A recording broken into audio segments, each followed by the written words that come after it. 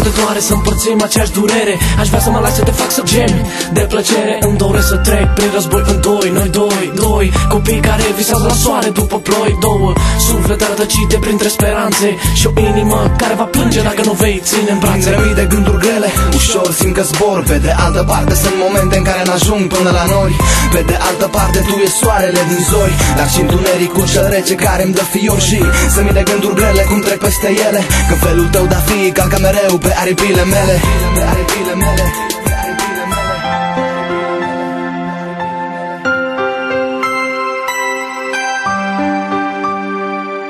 Am o inimă care la doi se împarte. Ești aproape și totuși atât de departe, departe.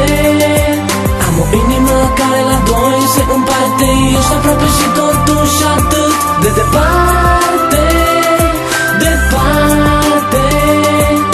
Departe ești și te-aș vrea mai aproape, să fii lângă mine tu.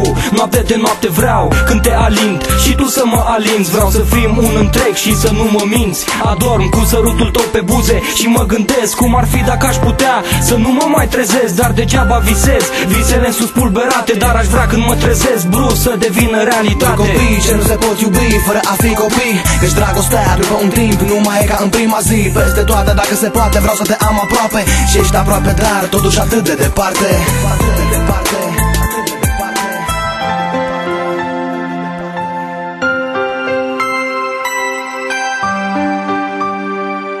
Am o inimă care la doi se împarte. Ești aproape și totuși atât de departe, departe.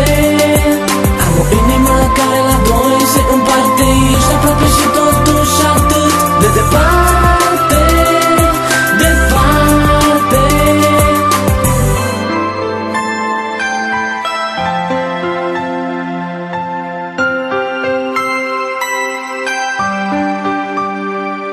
Am o inimă care la doi se împarte. Ești aproape și totuși atât de departe, departe. Am o inimă care la doi se împarte. Ești aproape și totuși atât de departe.